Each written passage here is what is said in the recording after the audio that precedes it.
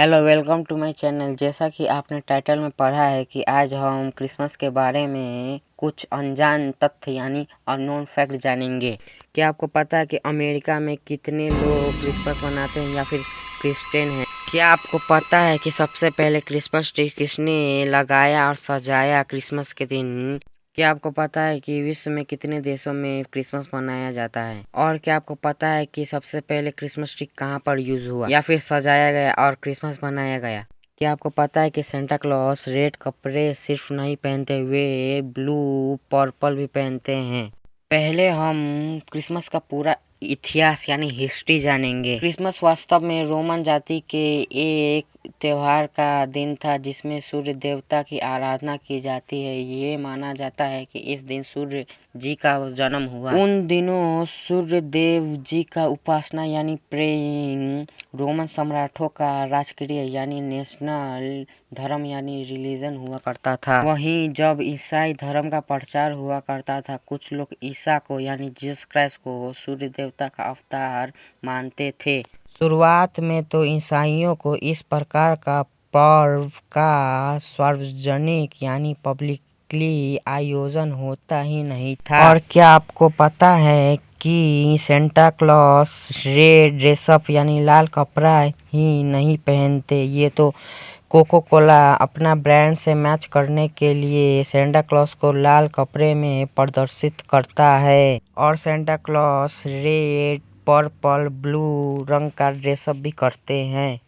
वो तो cocoa Cola ने अपना ब्रांड को मैच करने के लिए लाल कपड़े से ड्रेसअप किया सेंटा क्लॉस का, इसीलिए आजकल का ट्रेंड है लाल कपड़े का सेंटा क्लॉस।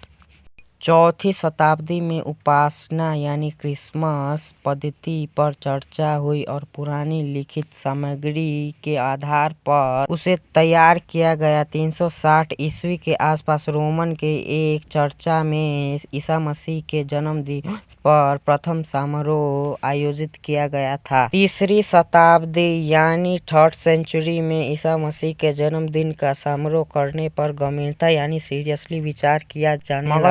अधिकांश धर्माधिकारी ने इस समय चर्चा करने से मना ही कर दिया था। फिर भी ईसाई धर्माधिकारी ने विचार विमर्श करते हुए ये तय किया कि वसंत ऋतु के ही कोई दिन इस समारोह के लिए तय किया गया। इसके बाद पहले 28 मार्च और 19 अप्रैल के दिन को निर्धारित किया, बाद में इसे भी बदलकर 20 मई कर दिया गया। लंबी बहस और विचार विमर्श के बाद चौथी शताब्दी में रोमन चर्चा तथा सरकार ने संयुक्त रूप से 25 दिसंबर को ईसा मसीह का जन्मदिन घोषित कर दिया। आपको पहले लगता होगा कि ईसा मसीह का जन्म 25 दिसंबर को हुआ, लेकिन किसी को भी पता नहीं है कि ईसा मसीह का जन्म किस दिन पर या फिर किस महीने पर हुआ था। पहले 28 मार्च और 19 अप्रैल, फिर 18 नवंबर, फिर उसके बाद 25 दिसंबर आया।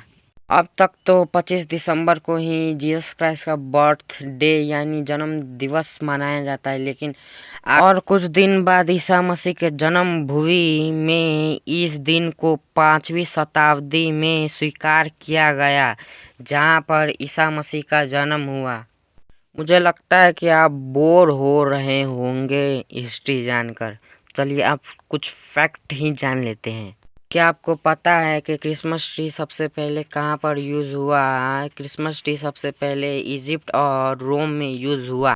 क्या आपको पता है कि क्रिसमस ट्री को भी एक्समस ट्री बोला जाता है और इस शब्द को 16वीं शताब्दी यानी 16th सेंचुरी में खोजा गया और इस शब्द को ग्रीक लैंग्वेज से खोजा गया।